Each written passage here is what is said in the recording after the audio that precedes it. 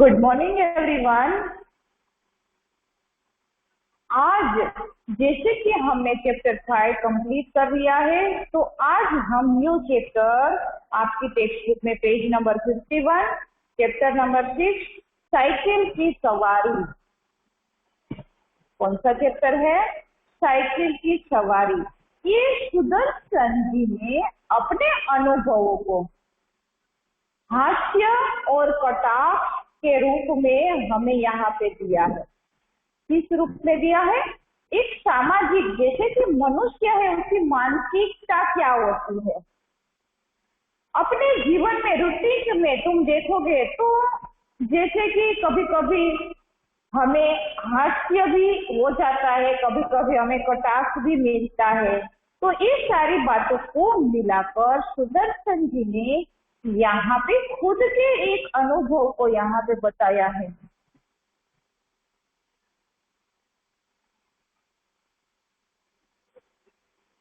कि हमें क्या करना है, वो सोचने के लिए वो सुदर्शन जी को मजबूत कर दिए थे।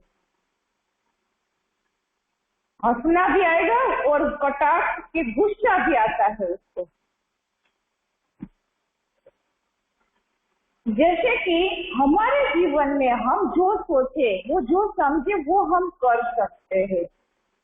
हमारी विचारधारा, हम जैसे कि मेरी कॉम का नाम आपने सुना होगा कि यहाँ पे देखो आप पेज नंबर 62 पे एक मेरी कॉम जो महिला थी कि बॉक्सिंग में वो शिखर पार कर चुकी थी। 62 पेज में हमारे यहाँ पे जैसे कि मुक्केबाजी होती है ना, इसको हम बॉक्सिंग कहते हैं। तो ये महिला का कहना क्या है कि हार मत मानो, हमेशा अगला मौका अवश्य आता है।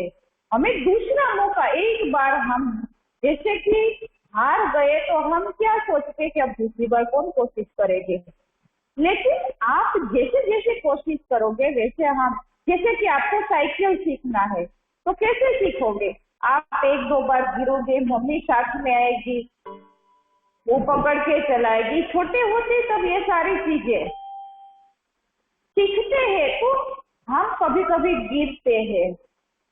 आपने कोई कंपटीशन में पार्टिसिपेट किया, एक बार आपका रैंक नहीं आया, तो उसका मतलब ये नहीं कि हम हर एक बार हार ही जाते हैं। आपने कोई ऐसी एग्जाम दी तो उसी एग्जाम को लेकर आज बहुत सारी देखो एग्जाम आती रहती है, तो वो एग्जाम में आप जैसे कि एक बार नासी पास हुए, हार गए, तो उसका मतलब ये नहीं कि आप दूसरी बार भी हार जाओगे। आप और कोशिश करोगे। जैसे कि बल्ब बनाया था, किसने बनाया था? थॉमस ने। तो उसमें क्यों एक बार में बल्ब बन गया था? नहीं बना था। कितनी बार उसने कोशिश की थी, लेकिन उसने हार नहीं मानी थी। तो यहाँ पे सुदर्शन जी, उसको साइकिल सीखना था, साइकिल की सवारी नाम भी ऐसा रखा है। देखो तो हम इसमें देखते जाएंगे, बहुत ही हंसने वाला, जैसे कि आप अच्छी तरह से समझोगे ना तो ये आपको पता चलेगा कि इसमें हास्य कहाँ पे आता है, कहाँ पे कटाक्ष। कटाक्ष का मतलब व्यंग भी साथ साथ में आता है। सुदर्शन जी कहते हैं कि भगवान भी जानते हैं कि जब मैं किसी को साइकिल की सवारी करते या हारमोनियम बजाते देखता हूँ, तब मुझे अपने ऊपर कैसे दया आती है, क्योंकि खुद को साइकिल चलाना नहीं आता था इसलिए, और उसको हारमोनियम बजाना भी नहीं आता था। ये दो चीजें उसके लिए ऐसी थी कि खुद के ऊपर खुद को ऐसा लग रहा था कि मेरे ऊपर मुझे ही दया आती है, क्यों मुझे नहीं आता है।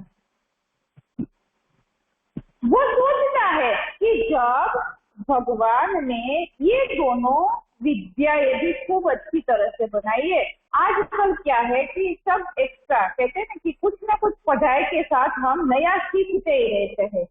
जैसे कि कोई डांस सीखते हैं, ड्राइंग है, कोई म्यूजिक जैसे कि बजाना, और गाना, वो जिसका जो इंटरेस्ट रहता है वो सारी चीजों को हम हमारे जीवन में पढ़ाई के अलावा भी हम वो चीज सीखते हैं। तो क्यों मुझे ही वो नहीं आता है? वो सुदर्शन ऐसा सोचता है। एक से समय बचता है, दूसरी से समय बचता है। जैसे कि वो चलकर सारी चीजों लेने के लिए, देखो यहाँ पे क्वेश्चन मार्क दिया, वो सोच रहा है कि मुझे ही साइकिल नहीं आती है।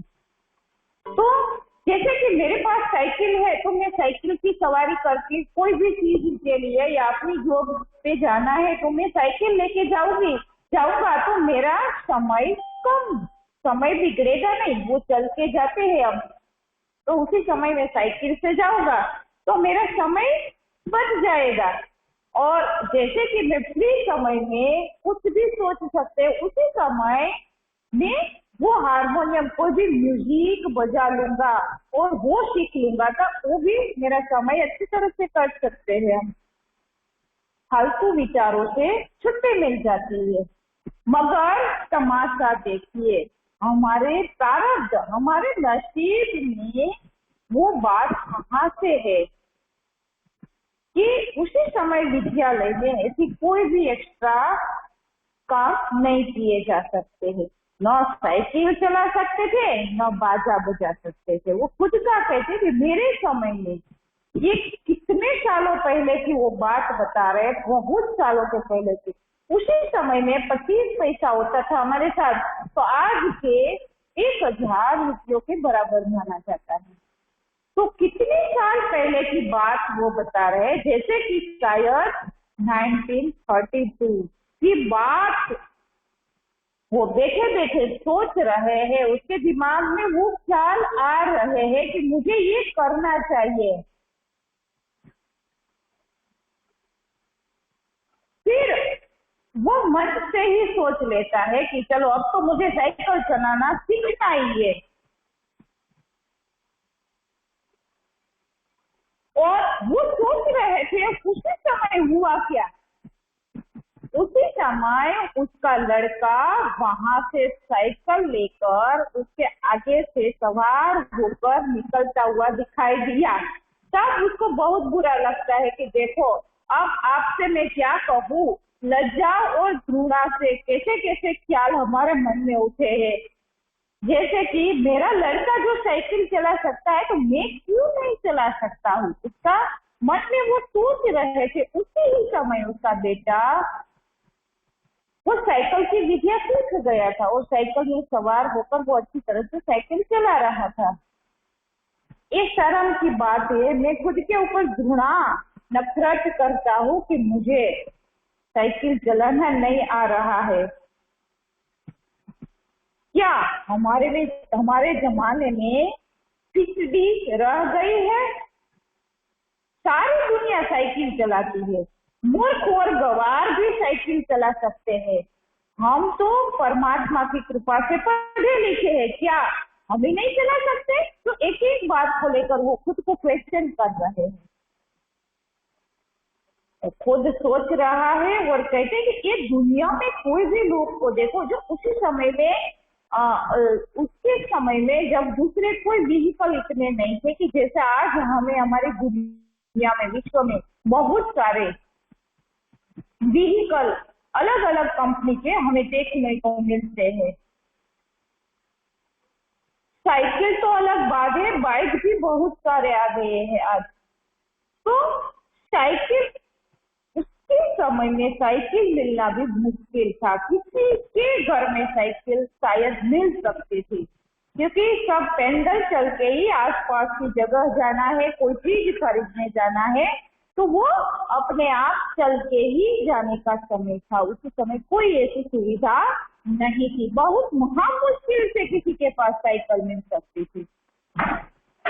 और वो खुद को ऐसे सोचते हुए कहते कि मूर्ख और गवार भी जो साइकिल चला सकते हैं, तो क्या मैं तो पढ़ा लिखा हूँ, क्यों मैं नहीं चला सकता हूँ? आखिर इसमें मुश्किल की बात कौन सी है? साइकिल चलाना आसान कौन है और साइकिल कैसे चलाना है उसी के बारे में वो बताना है। देखो, कूद कर साइकिल के ऊपर चढ़ गए, ताबड़तोड़ पाँव मारने लगे, पेंगल को पाँव मारने लगे, और जब देखा कि कोई सामने से आ रहा है या कोई राह में खड़ा है, तब वो टन टन की घंटी बजा देना। बस महाराज, हमने साइकिल सीखने का निश्चय कर लिया। वो मन ही मन ऐसा सोच रहा है कि देखो, कूद कर साइकिल के ऊपर चढ़ जाना, फिर पेडल मारना, ताबड़तोड़ पेडल चलाकर जल्दी से भागना, कोई रास्ते पे खड़ा है तो उसको टन टन घंटी बजाकर उसको बताना। बस वो कोई बात, इतना ही इजी है साइकिल चलाना। वो मन ही मन निश्चय कर लेता है कि अब मैं सीख ही लूंगा साइकिल चलाना।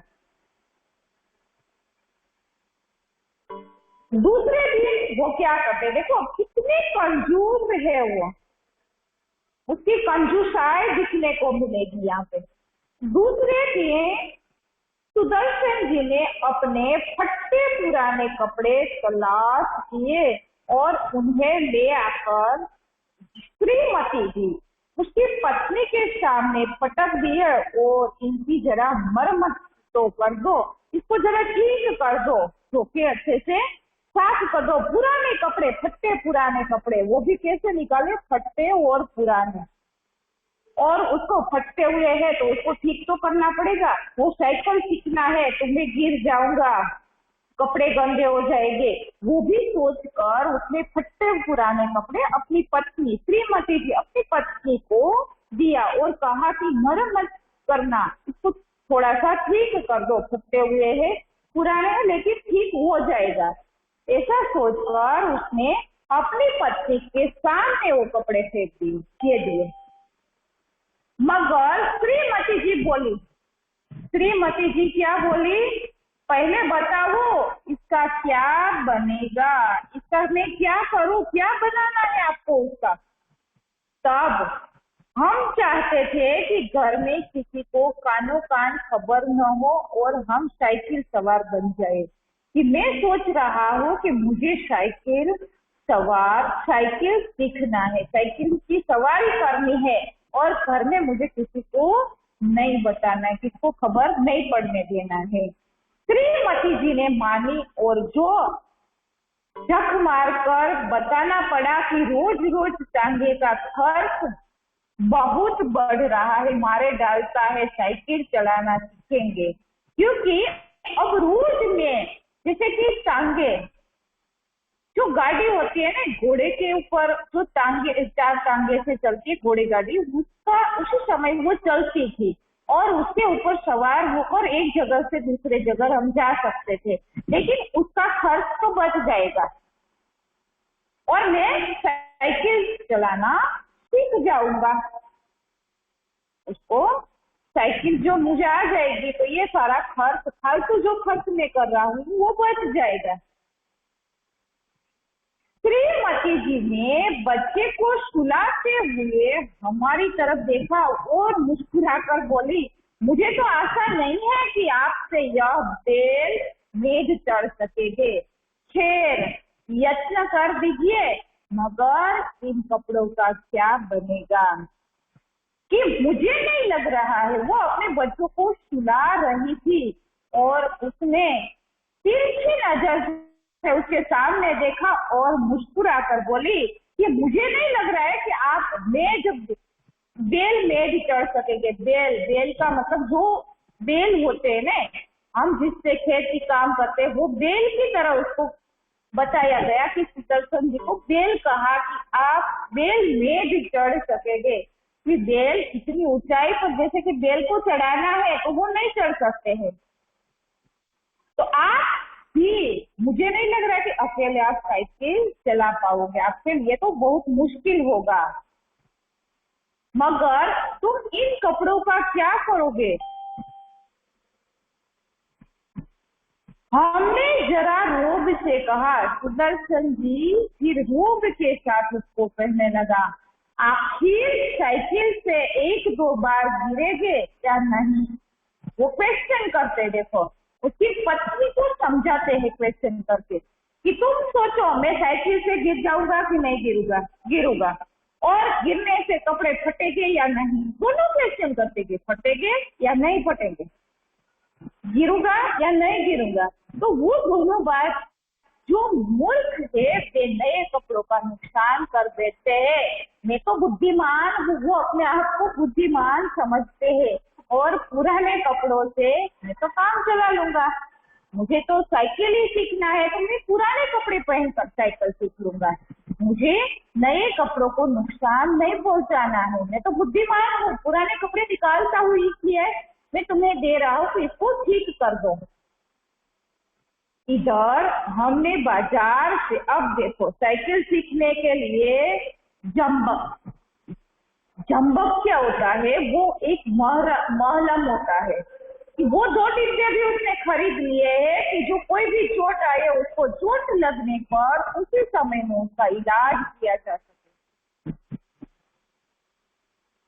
आगे की सारी तैयारी उसने करके रखी है, फटे कपड़े और चोट लग जाए उसके लिए 2 डिब्बे मलहम के ले लिए उसने। और फिर अब तीसरी तलाश उसको क्या थी?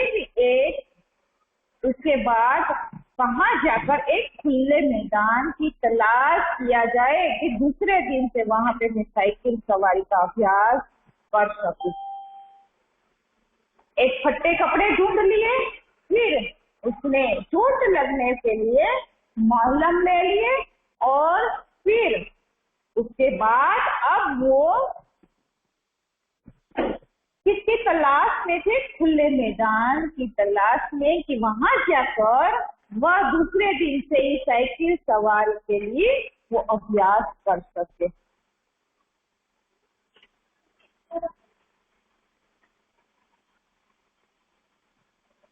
अब इतनी सारी बातों का उसने वर्णन कर दिया। फिर क्या हुआ कि अब उसके सामने एक सवाल खड़ा था। कौन सा सवाल था? कि अपना उस्ताद किससे बनाओ। उस्ताद का मतलब है कि सीखने के लिए जो गुरु बनाते हैं, जो हमें कोई चीज सिखाने, जैसे ड्राइविंग सीखना है तो उसके सीखने के लिए जिस व्यक्ति को चुना जाता है उसको उस्ताद, उसी समय में उस शब्द को उस्ताद कहा जाता था। तो मैं अपना गुरु किसको बनाऊं? कौन मुझे सिखाएंगे? क्वेश्चन पूछ रहे थे। इसी समय अगेट बुज में बैठे थे कि तिवारी लक्ष्मी नारायण वहां पे आ गए थे। कोई यहाँ पे पिक्चर में दिखाई दे रहा है, वो था तिवारी नारायण है कि उसका एक मित्र था जो जब वो बैठे बैठे सोच रहे थे उसी समय वहां पे तिवारी नारायण वहां पे आ गए और बोले, क्यों भाई हो जाए एक बाजी शतरंज की, शतरंज का खेल। उसी समय से तो ऐसे चौपाट शतरंज ऐसे खेल, जैसे कि हम आज भी वो खेल खेला जाता है शतरंज के खेल, कि वो जैसे रामायण महाभारत में हमने देखा है कि शतरंज खेलते थे, उसमें तो बहुत सी सारी चीजें भी उसमें हार जाते थे। तो ये लक्ष्मी नारायण ने वो सुदर्शन जी को कहा कि चलो हम दोनों एक खेल शतरंज की बाजी का खेल लेते हैं। फिर सुदर्शन जी ने सिर हिलाकर जवाब दिया कि नहीं साहब, आज तो मेरा जी नहीं चाहता है, आज मैं नहीं चाहता हूँ कि मैं शतरंज का खेल खेलूं। लक्ष्मी नारायण कहते, क्यों आज तुम नहीं खेलना चाहते हो? यदि जी न चाहे तो क्या करें? उसको पूछा जाता है कि तुम्हारा मन नहीं कर रहा है तो क्या करें? चलो तुम बताओ, तुम जो कहोगे वो हम करेंगे। यह कहते कहते हमारा गला भर गया और फिर तिवारी जी का दिल पसीज गया। हमारे पास बैठकर बोले, अरे भाई मामला क्या है? स्त्री से झगड़ा तो नहीं हो गया है ना? देखो यहाँ पे तिवारी जी उसके पास बैठ जाते हैं और उससे बातें कर कर पूछने लगते हैं, अरे भाई कौन सी ऐसी बात है, तुम क्यों इतने उदास हो? तुम्हारी पत्नी से झगड़ा हो गया है?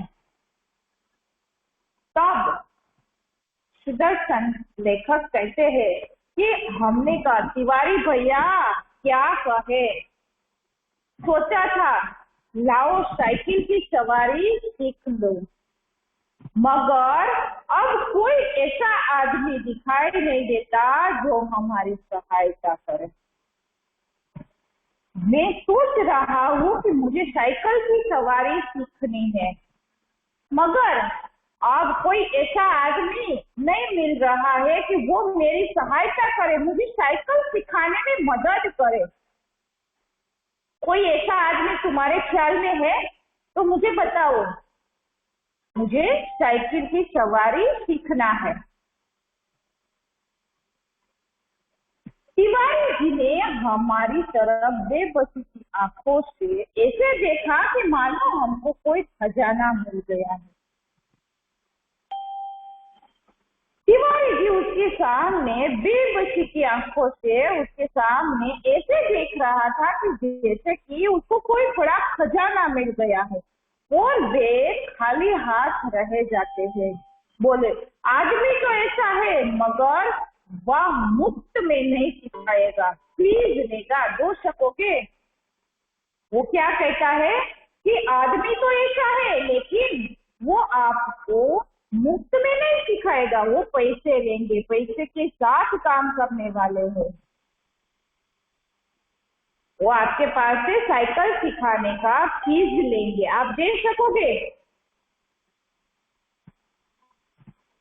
फिर लेखक उसे पूछता है कि कितने दिन में सिखा देगा, यानी 10-12 दिनों में। वो 10-12 दिन में मुझे सिखा देगा, और फीस क्या लेगा, वो हमसे फीस कितनी ले सकेगा।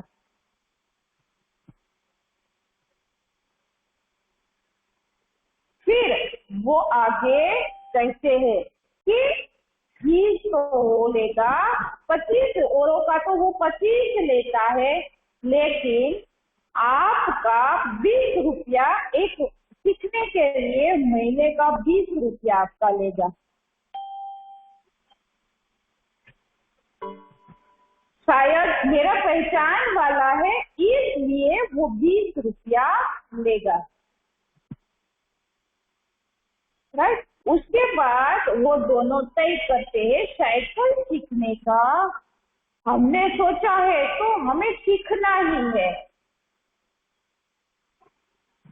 औरों का 25 लेता है और तुम्हारे 20, ये मैं बता रहा हूँ, मैं खातरी करता हूँ, मैं आपको बता रहा हूँ, वो सच होगा। हमने सोचा 10 दिन में सिखाएगा तो 20 रुपया फीस लेगा। इतना कंजूस है, देखो कितनी कंजूसाई दिखा रहे हैं। 10 दिन 20 रुपया, उसका मतलब 20 रुपये 10 दिन, अर्थात 2 रुपये रोजाना। एक दिन का 2 रुपया हुआ। 10 दिन में जो वो मुझे सिखा पाएगा, कितनी गिनती करता है एक चीज को लेकर। तो 10 दिन में जो मुझे सिखा देगा और 20 रुपया लेगा, तो एक दिन का क्या हुआ, एक दिन का 2 रुपया हुआ रोजाना। उसको एक दिन का कितना रुपया मिलेगा, 2 रुपया मिलेगा। 5 रुपये महीना, वो बहुत हो गया, और वह भी 1-2 घंटों के लिए। ऐसी 3-4 ट्यूशने मिल जाए तो 250-300 रुपये महीना हो गया। देखो वो अभी तो खुद सीख नहीं रहे हैं और ट्यूशन के बारे में, दूसरों को साइकिल सिखाने के बारे में सोच रहा है। खुद को तो सीखना आता नहीं, अभी साइकिल सिखाना, दूसरों को सिखाने का भी सोच लिया। देखो 2 रुपये का एक दिन, तो 30 दिन का कितना होगा, 5 रुपया हो गया। और ऐसे 2-4 लोगों को मैं सिखा पाऊंगा तो महीने की आमदनी 250-300 रुपया मुझे महीने में मिल जाएगा।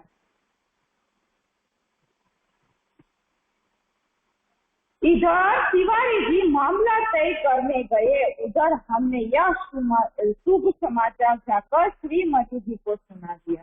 तिवारी जी वो साइकिल सिखाने वाले के पास जाकर उसको तय करना, फिक्स करना कि तुमको साइकिल कौन सिखाएगा, ये सिखाएगा, 20 रुपया लेगा, वो फिक्स करने के लिए गए। और इधर लेखक अपनी पत्नी के पास गया और उसको कहने लगा कि मैं साइकिल सीख जाऊंगा, फिर मैं एक ऐसी स्कूल खोल दूंगा जिसमें 300-400 रुपये महीने की आमदनी हमारी हो जाएगी। महीने में मैं 300-400 रुपया में कमा सकूंगा साइकिल सिखाने से। अभी तो खुद को आती नहीं है और दूसरों को सिखाने के लिए वो कैसे ही सोच रहा है। देखो, वो आगे आगे का प्लानिंग कर रहा है कि मेरी आमदनी भी बढ़ जाएगी। श्रीमती जी बोली, मैं तो चाहती हूँ कि तुम हवाई जहाज चलाओ, पर साइकिल क्या चीज है? और तुम्हारे स्वभाव से डर लगता है, एक बार गिरोगे तो देख लेना साइकिल वहीं फेंक ठाक कर चले आओगे। क्योंकि उसकी पत्नी को उसके बारे में पता होता है, तो वो क्या मजाक करते हैं। मैं तो चाहती हूँ कि चलो तुम हवाई जहाज भी चला सकते हो, चलाओ। साइकिल क्या चीज है? साइकिल तो आसानी से सब लोग चला सकते हैं, उसमें कोई बड़ी बात नहीं है। हैंडल को अच्छी तरह से और ब्रेक और पेडल लगा के चलाना है, वो कोई बड़ी बात नहीं है। मैं तो ये नहीं चाहती हूँ कि तुम हवाई जहाज चलाओ, पर तुम्हारा स्वभाव से मुझे डर लगता है कि तुम्हारा स्वभाव ऐसा नहीं है। तुम एक बार गिरोगे तो मुझे पता है कि तुम साइकिल को वहां के वहां फेंक कर वापिस आ जाओगे, वापिस साइकिल के सामने तुम नहीं देखोगे। कोई कोई लोग जो उसका स्वभाव कैसा होता है, डरपोक होता है, तो वो आसानी से नहीं सीख सकते हैं। जब उसके मन से डर जब निकल जाता है, जैसे कि हम कोई भी चीज, आपको नया कुछ सीखना है तो स्टार्टिंग में तो हम उसके बारे में बहुत सोचते हैं, ये मेरे से हो सकेगा नहीं हो सकेगा, कैसे करूंगा, कैसे हो पाएगा। हमारे दिमाग में बहुत क्वेश्चन खड़े करते हैं, लेकिन कोई भी चीज हमारे लिए मुश्किल नहीं होती। हम एक बार उसकी ट्राई करते हैं, सीखने की कोशिश करते हैं, तो आसानी से हम वो कर सकते हैं। लेकिन डर जो चीज है, डर दिमाग में एक बार घुस गया तो उसको निकालना बहुत मुश्किल होता है। डर बहुत बड़ी बात है कि डर हमें नहीं होना चाहिए। कोई कोई बातों का डर, सबको कोई ना कोई बात का डर रहता ही है थोड़ा बहुत। फिर जब जब वो उसकी प्रैक्टिस करेंगे तो उसी का डर कम होता जाता है। इतने में तिवारी जी ने उसको बाहर से आवाज दी। लेखक ने वहां जाकर देखा तो वो जो उसको सिखाने वाला उस्ताद वहां पे खड़े थे, और लेखक ने उसको हाथ जोड़कर प्रणाम किया और उसके पास चुपचाप खड़े हो गए। तिवारी जी बोले, यही तो 20 पर मानते ही न थे, बड़ी मुश्किल से उसको मनाया है। पेशेंट भी लेते, कहते हैं पीछे कोई नहीं देता, पहले ही ले लेंगे। पेशेंट देना मीन्स पहले से ही पैसे जमा करवाना। बड़ी मुश्किल से माना है वो 20 रुपये।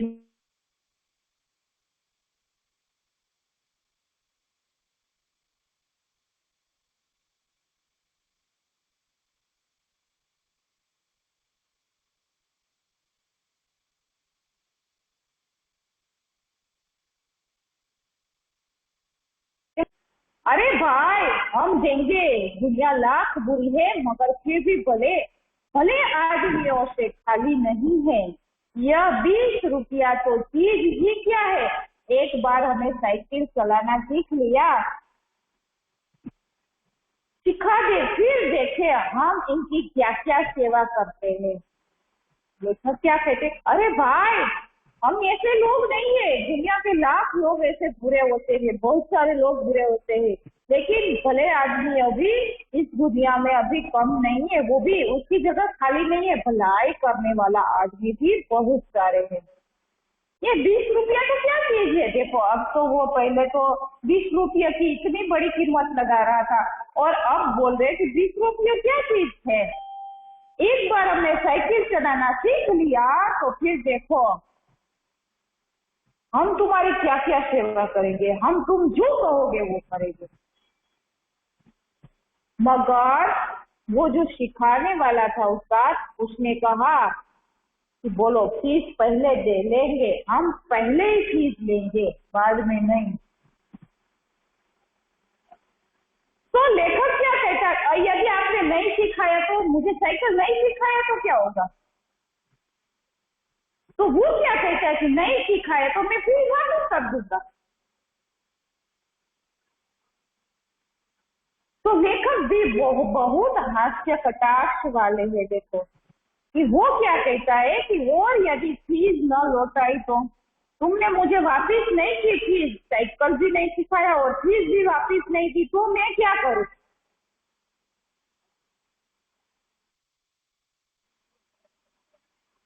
वो दोनों एक दूसरे के ऊपर ऐसे ही, उसका नेचर ऐसा है। हम जैसे आर्ग्यू करते हैं तो सामने वाला हमारे से आर्ग्यू नहीं बात करेगा, हम प्रेम से उसके साथ काम लेंगे तो वो भी प्रेम से हमारे से काम करेंगे। लेखक का नेचर कैसा था, आगे तो देखो वो कैसे साइकिल से गिरेगा, एक्सीडेंट होगा, बहुत सारी चीजें, जैसे कि यहाँ पे जब वो निकले पहले दिन तो उसको एक बिल्ली रास्ते में मिल गई, तो वो अपशुकन समझता था, उसका दिमाग ऐसा था कि वो कोई ऐसी ऐसी बातों को लेकर।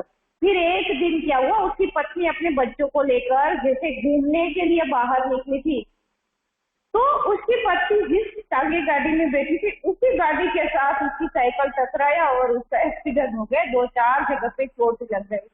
बाद में ये पूरा देखना, आगे का हम कल दूसरी क्लास में देखेंगे, यहाँ तक हम रखेंगे क्योंकि बहुत लंबा चैप्टर है। फिर चलो अब हमें यहाँ तक जो किया उसके बाद वाला आप एक बार रीड कर लेना, बहुत मजा आएगा। वो कैसे गिरता है, उसके बीच में बिल्ली आ जाती है, सब लोग उसको पुराने कपड़े में देखकर वो लोग भी उसकी हंसी मजाक करते हैं कि ये क्या निकल पड़े हैं। तो ये सारी बातों को लेकर हम बाद में देखेंगे कि जैसे जैसे थोड़ा बोरिंग जैसा लगता है, लेकिन बीच बीच में जो हंसी आती है ना, उसको देखकर हमें भी हंसी आ जाती है कि ये लेखक का नेचर, उसका स्वभाव कैसा है। स्वभाव को देखकर उसके बेटे ने उससे छींक दिया, तो छींकने से भी ऐसा माना जाता है कि वो अपशुकन मानते हैं। बिल्ली बीच में गई तो वो भी अपशुकन माना जाता है। तो ये सारी बातों को वो मानता था। और चलो यहाँ तक रखेंगे हम, 5 मिनट एक्स्ट्रा। कुछ भी आपको जो डाउट है, आपको मैंने जो पीडीएफ सेंड किया है निबंध वाला पुराने वर्कशीट का, वो आपको होमवर्क में करना है और ये चैप्टर आपको एक बार पढ़ना है। आगे आप पढ़ लोगे, 5-7 मिनट का काम है, आप उसको पढ़ोगे तो आपको समझ में आसानी से आएगा। ओके चलो ठीक है, और कुछ किसी को पूछना है? ओके बेटा, चलो होमवर्क क्या है, व्हाट इज होमवर्क? होमवर्क बता दिया बेटा, मैंने पहले ही सेंड किया था। विश्वा नोट कटिंग, किसको कटिंग हो रही थी यहाँ पे?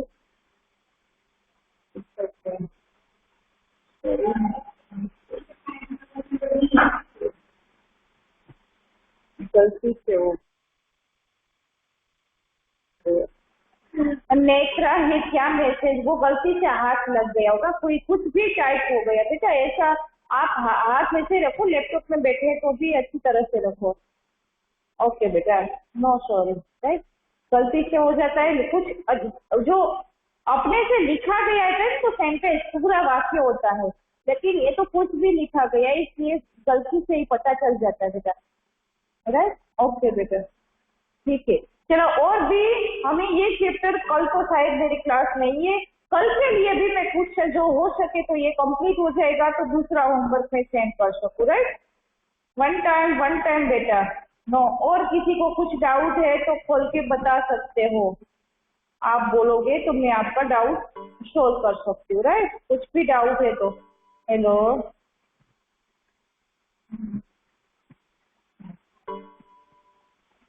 इतना समझ में आ गया सबको? साइकिल की सवारी में आप आगे पढ़ना, मजा आएगा। परी 1 मिनट बेटा,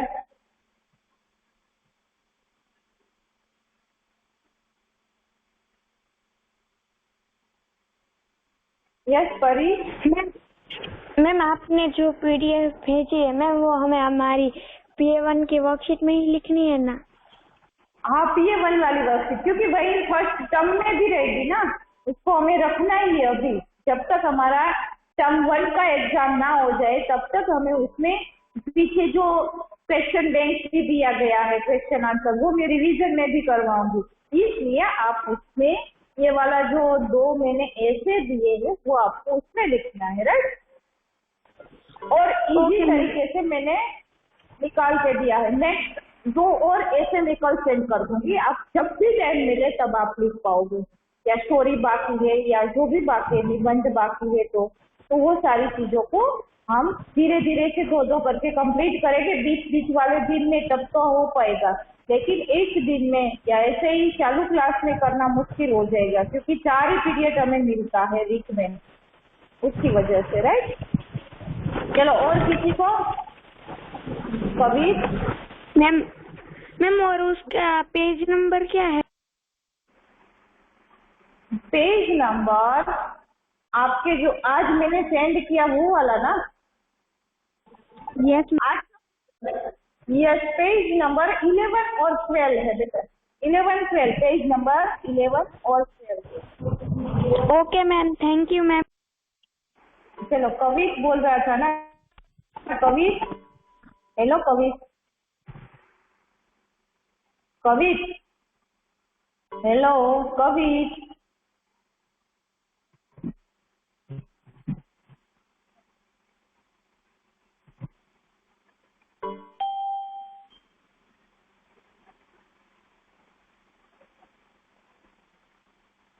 ये 1 टाइम लिखो भाई, आप इतनी बार क्यों लिखते हो? Netra Patel,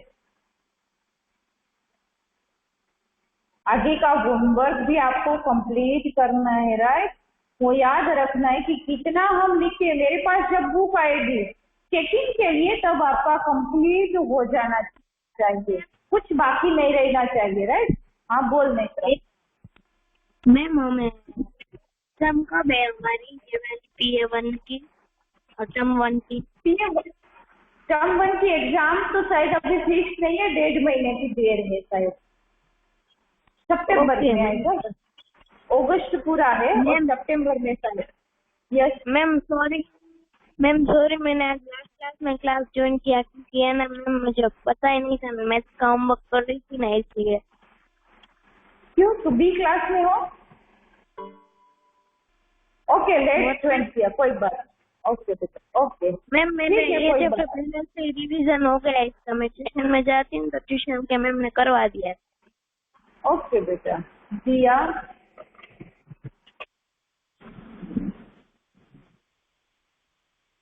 bye ma'am, thank you ma'am. दिया, ओके बेटा। मैम टर्म 1 की एग्जाम कब होगी? बेटा अभी मैंने बताया शायद टर्म 1 की अभी 1.5 महीने, सितंबर के एंड में होगी शायद। सितंबर में एंड में हो सकती है, मुझे लग रहा है सितंबर के एंड में।